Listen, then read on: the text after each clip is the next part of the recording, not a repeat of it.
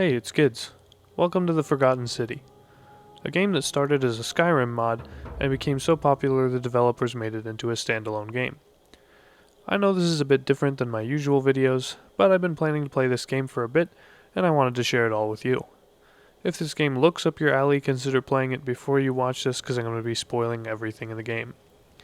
If you aren't planning on playing it, join me in discovering that I am not the greatest puzzle mind out there, but I did have a lot of fun with this game. The challenge for this run will be unlocking the best ending without aid. I know there are a few endings to this game, but I have no idea what they look like yet. We start in the present day where a stranger asks us who we are, and we tell her that we are apparently a coin. She accepts this answer and asks us if we remember anything, allowing us to choose our perks. Since I know nothing of this game, and I am at the end of the day an American, I chose to take a gun. Seemed like the right choice. Given the game taking place in Roman times, a gun should be a little bit overpowered. Even though we only get 10 bullets, that should be plenty. She tells us her friend Al went in to look for some ancient ruins and hasn't come back, so we head out to find him. We find the ruins quite easily. There are suspiciously panicked-looking golden statues everywhere, but we carry on. We unfortunately find Al, who leaves us a message. Turns out he spent years going back in time trying to fix the past, but kept getting sent back, which, to be fair, is the plot of a lot of great sci-fi episodes, so I'm already interested. We happily take the portal, find our first friend, Mr. Clean, or his Roman name, Galerius. He says it's 817 AU. We ask him if that's before or after Christ, to which he tells us that name can't be mentioned down here because those cultists burned down half of Rome last year. Galerius offers to take us to their leader, the magistrate. We find a few characters, the flirty bar owner who tries to buy our vote with alcohol, the crazy old lady who speaks in riddles, a classic to be sure. Also Horatius, the soldier, the henchman of the magistrate. Everyone seems intent on telling me that the golden rule is all I need to follow, which is basically group punishment if one person commits a sin. We meet Sentia, the magistrate's older daughter. She lets us know that her younger sister seems to have disappeared without breaking the golden rule, and no one knows what happened to her, so we make a note of that to see if we can find her later. Sentius roasts my name, but we try not to take it personally. He tells us basically that this is utopia, since if anyone sins, everyone dies. Turns out he's the one who made the portal at the end of the day, because someone broke the rule, but since it hasn't happened yet, he doesn't know who broke the rule, which kinda makes sense, I think. We ask him about the politics of the area. He tells us that his society is better in every way than our American society, which we're pretty used to hearing nowadays. So I just kinda skim through this and get back to the important questions. We tell him we're from the future. He asks what happened to the city and we break the news to him, and he seems to take it pretty well. But down to why we're actually here. It's our job to figure out and stop whomever is going to break the golden rule to save the city, if possible. I was also impressed to discover that if you point the gun at Sentius, he asks you what you're doing and tells me it will create a paradox since he won't be alive to make the portal that already brought us here. So off we go to make the rounds and see what we can learn. We meet Equita, a priestess who tells us we aren't supposed to talk to her directly, but she doesn't mind. She tells us to see if we can find any similarities between people's stories of how they arrived in this place, so off to meet some more residents. Lucretia is busy trying to save a girl's life who has been poisoned, but she's being price gouged by the local merchant, who won't give it to her for less than 1,000 denarii. I'm no expert on this time period, but I believe a denarii is about a day of work, so that's around 3 years of work, which is how I feel trying to buy groceries nowadays, but I digress. We meet the scummy salesman, Decius. He won't give us the medicine any cheaper. We check through his belongings, and I found a key to his chest. I thought since no one was looking I would be fine to grab this, resulting in my first sin. All the statues instantly came to life and started turning everyone into gold, which was unfortunate, so we ran back to the portal, and the magistrate sacrificed himself so we could go back in time and try again. This time we tell Galerius we know what's what, and he lets us check out the town without a tour. We talk to the crazy lady who calls us a bloodless shadow, which is rude, but we can't do anything about it since that would break the golden rule. We run into a lady who says there's an assassin who's about to come out of the baths. We don't listen to the voice whisper, and we let her run and hide where she wants, which most definitely does not go well for her. Time to meet the assassin. He's looking for a guy named Quintius. As an American, we don't negotiate with terrorists, so this conversation doesn't go very well. I tell him we don't know who that is and we aren't going to help him. He lets us know that he's going to kill this guy and then everyone else before shooting us with an arrow. What do you know? This happens to be a sin, so back to the portal we go, with a bit more information this time. We do find a bit of money this time, which is good, since I'm still planning on buying that medicine when I can. This time, I think I'm prepared for the assassin, so I go right back. I tell the lady not to go back to the shrine this time. She lives, and I fail to negotiate with this jerk again, and get forced back through the portal. This time, we meet with Rufius, who seems a bit on edge. We find some notes inside the shop of a guy named Virgil, accusing him of being one who sins, so we go and talk to him. He's currently preoccupied with an old Greek statue he found, which would suggest that the Romans built right over the Greeks in this area, and maybe the place they're trapped in is older than he imagined. We asked him about the accusations. Turns out he's gay, so that's why someone has been leaving him these messages. He thinks it's the cultists who burned down Rome, but we don't have the heart to correct him on Nero and his history at the moment, so we tell him we'll look into it for him. We meet Georgius. All the stories we've heard so far involve the river Tiber, and that everyone here seems to have fallen into it. So we make a note of that, and he doesn't have much else to say. Back to Fabia, we learned her name this time. We tell her not to go to the shrine, and decide to check it out ourselves. Big surprise what happens when we do. We find a man named Dooley locked in a cage. It turns out he might be a couple sandwiches short of a picnic, and he seems to have an affinity for shiny things that don't belong to him. The golden rule being what it is, the magistrate put him in here so he doesn't break the rules. Galerius gave us a zipline this last portal, so we give that a try, although it doesn't seem to get us anywhere new at the moment. We find a door that takes us down to the cistern below the city, but before we can go, 8th century Iron Man tells us there's some sort of monster down there that killed his friend Hannibal, or ate him, which is a bit ironic considering the name Hannibal. As an American, however, we are strapped, so we're not too scared. We find some sort of monster thing and use our first bullet to dispatch it. Unfortunately, there doesn't seem to be anything overly important down here, besides a path of vines that we can't climb without some sort of equipment. Turns out Iron Man is guarding a villa that he will kill to protect. We don't want that to happen, so we head back out and tell the magistrate we're pretty sure we figured out who's going to break the golden rule. It's the assassin who's coming to kill everyone, which seems pretty obvious to me. He's also convinced and gives us permission to execute him, which he assures us won't be a sin and shouldn't break any rules, even though it's killing. As an American, the idea of preemptively shooting someone as an act of self-defense appeals to us, so off we go to do just that.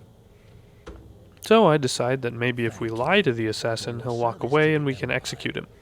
This works, but shooting someone in the back of the head is a sin, so we go back through the portal to look for another way. We did grab his bow though, which should come in handy. Decius, the scummy merchant, notices our bow and asks if he can have it. He figured out that the statues turn people to gold, and he wants to use it to gain infinite riches. But first we need to get a bow. Luckily, there's a shrine of Diana nearby with one of those bows, so he covers our bow in gold, and we turn out the lights and swap the bows while no one can see. Everything goes according to plan, except, big surprise, Decius betrays us and locks the door, refusing to open it unless we give him our new bow. Lucky for us, the stories are true, so we use the bow to turn the nest into gold, and it breaks a hole in the ground, giving us an escape. Honestly, the bow that turns people and objects into gold is a really cool element in this game, so I was excited to get to use it more, which is exactly what we get to do. The tunnels take us inside the temple that has been locked, where a woman has been conducting experiments on the golden statues, trying to get to their flesh underneath. As you can imagine, this is not going very well for the statues, and they tend to thank us for recoating them in gold and easing their pain. We can also turn algae into gold, which will come in handy for a lot of the rest of the game. We make our way through and meet Naiva, who tells us she's going to kill us, but we tell her we just kind of stumbled across this place.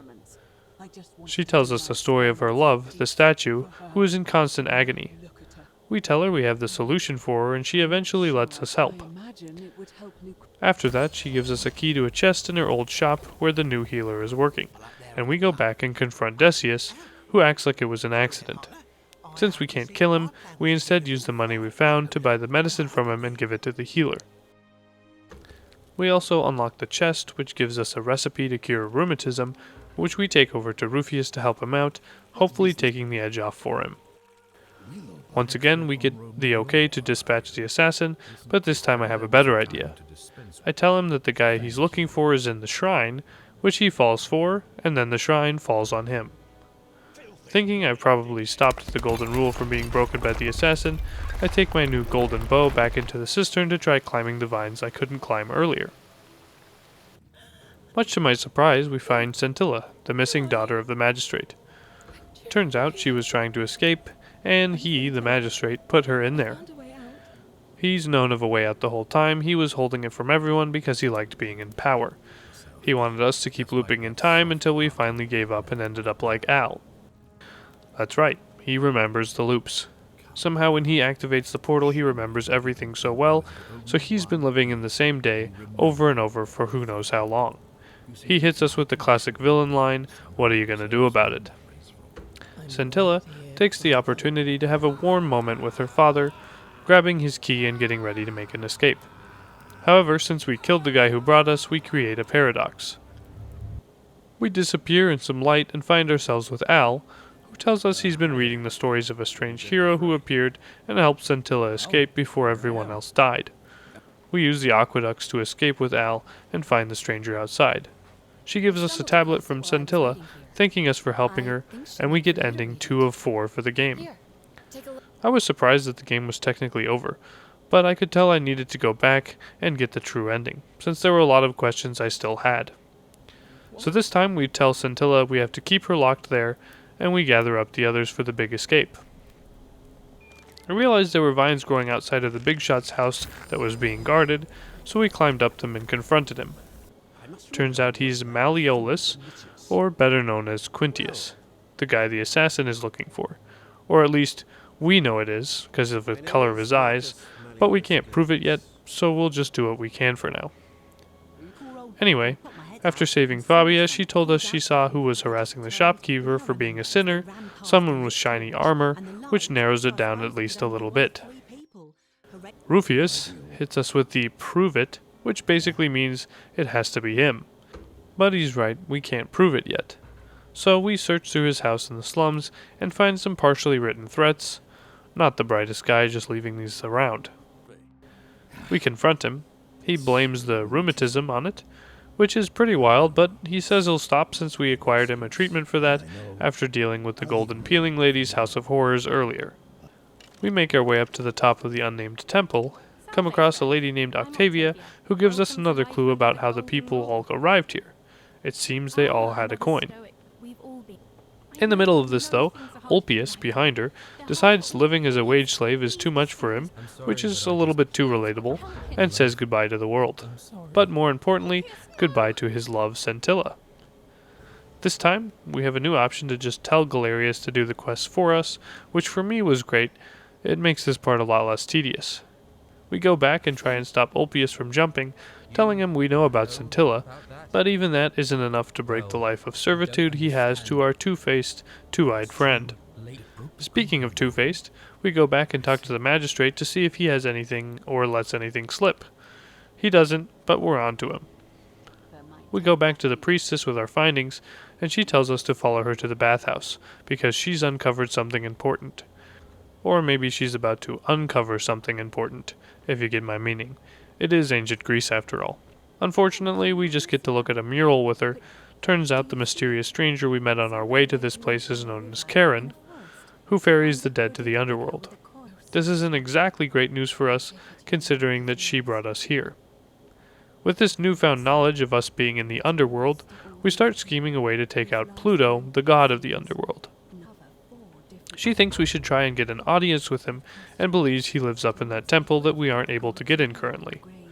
There are apparently 4 missing plaques, a Roman, a Greek, an Egyptian, and an unknown that all fit on the obelisk outside the temple, and she believes if we put them all back we can go and talk to him. Not sure how she knows this, but we go off to find the plaques. Turns out the crazy old lady isn't crazy, although she is still old. She figured out we were in the underworld and it kind of broke her, but she is relieved after we tell her we also get it. I tried talking to Malleolus while I was out here, but he wouldn't talk to me, which annoyed me, so I gave him a really quick brain surgery and found the key to a secret shrine on his body. We go back up and try to save Ulpius again, let him know that the other slave who poisoned herself has been cured, and he doesn't have to go through with it. I thought I was pretty smart for doing this. Turns out he's still stressed about owing 2,000 denarii, so he jumps anyways. I took the key we got totally legitimately and opened the secret shrine and grabbed the first plaque, the Roman one. Now for the Greek one. I talked with the only Greek I've met, Georgios. He said he's seen it. He gave it to Dooley, the guy suffering from a mental illness that they locked up. He won't give it to me unless we free him, and that isn't going to happen anytime soon, so I guess we'll come back to that. I decided to try offing the magistrate just for fun, and it created a time paradox like he said, and sent us to Al, which I was not expecting. This is the worst ending for the game, and Al basically says we're stuck down here with him until we die. So back to finding those plaques. This time I have money for Ulpius, and we finally convince him not to jump. We talk to the shopkeeper Aurelia, who tells us she knows of a way out. We buy it from her, and it's poison hemlock to poison ourselves, which she thinks is really funny, so we steal her money and head back through the portal. My next goal was to get Galerius elected as magistrate, so he'll free the poor prisoner, and we can grab the plaque inside. So I spoke with the priestess, and she got the election started. There were 8 votes, she called them out, and Sentius wins again. However, old Metalhead doesn't take kindly to this, and he breaks the rule trying to kill the magistrate. We ran into Georgius again, and I convinced him, since we are friends, to tell me his secret. He's been putting up offerings at a shrine to Demeter, one of the gods of his ancestors. For some reason, though, the food that he has been offering has been going missing.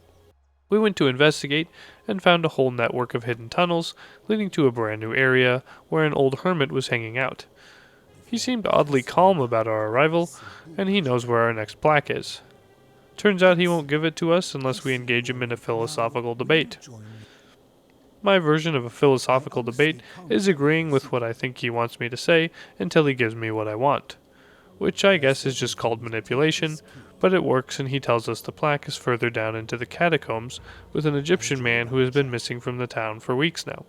As we go into the next area, it appears to be full of Egyptian tombs, suggesting that not only the Romans built on the Greeks, but that the Greeks built on the Egyptians. Anyway, we find Kabash, who has the plaque, but he says we can't have it, and throws it down the pit for its blasphemy. He's mad because it suggests that there is an even older culture before the Egyptians, and that the god of the underworld, who he knows as Osiris, might have a different name, which he considers heretical. So we drop into the pit, which turns out to be an even more ancient Sumerian tomb, and the Sumerians clearly watched Indiana Jones because there are rolling balls everywhere. Kabash decides he's going to put the kibosh on us, so we make our escape and let him stay where he's at. Now, with another of the plaques we need, but we still do need that one in the prison, so we try to go back to rigging an election. I went back to Malleolus's house and discovered that there's an upstairs with a woman sobbing. Turns out he locked his wife in the room, so we do what any decent person would do, and offer her wine and ask for the latest gossip on her husband. She lets us know that he wrote her a love letter a while back, but signed it in his old name, and she still has it. We take the letter, go downstairs, and immediately blackmail him with it, which works well enough that he decides to withdraw from the election. Now we just need to garner enough votes for Galerius, which hopefully shouldn't be too hard. Turns out that by having Galerius go and complete all the tasks in town for us, he's become quite the town hero. We pay off the weasel with 3,000 denarii, and after asking around, discover he was going to be the tiebreaker. We call for the election, and it goes exactly how we want it. Galerius wins, and his first action as the new magistrate is to release Dooley, allowing us to grab the plaque. Which sounds great, but Dooley instantly grabs the nearest shiny thing he sees and breaks the golden rule, so it looks like he was in there for good reason. Anyway, we travel back in time and head straight to the temple with all the plaques we need. Apparently you're supposed to take the room hints to use the correct name for the god, but I just brute forced my way through until I found this surprisingly anime-looking area. We find the god of the underworld. He is impressed with our handiwork and tells us we can ask him whatever we want. so we ask him anything that we can. Turns out his kin, the other gods, left him behind with his bride Proserpina, whose father told him that he could have a society without sin. He could travel away with Proserpina to Elysium. Proserpina has been the one communicating to us through the statues for the whole game apparently, and also is the one who brought us here in the first place. But he's unaware of that, and we are not about to tell him. Apparently he's grown pretty fond of his human form, but we convince him that maybe he's taken up other human characteristics, the good ones like obliviousness and emotional instability. Karen doesn't remember bringing us here since we're from the future, so we lie and say we don't know what brought us here. We ask him to put an end to the Golden Rule, and convince him that his idea of utopia only comes along with tyranny, which he actually believes, becoming the first tyrant in the history of ever to listen to reason from an underling. He agrees to let us go from the underworld, warning us that we will be sent to our own time again, and he isn't sure what effect it will have. We wake up outside and meet with Al again, this time telling him we're the oracle from the stories who saved everybody, and he just kind of accepts it and lets us move on. We talk with Karen, tell her we know who she is, and she tells us that both me and Al were in a motorcycle accident, and we had the coins on us when we died, hence why she brought us here. She agrees to take us home, and we are taken 1 year into the future. At the local museum, Al has a surprise for us. Karen sent all our friends from the underworld to our time, and they're all here to thank us. Galerius finally gets the girl, Dooley has a home without shiny things nearby, the magistrate stays down in the underworld trapped in gold forever, and Decius asks us what to invest all of his money in. We tell him DVDs, so we got the last laugh on him after all. Proserpina is now here with us too as a mortal, and she thanks us for all we did. But the real thanks goes to all of you viewers for your great support on my channel, so give yourself a round of applause. And if you liked the video, let me know. Thanks, and I'll see you in the next video.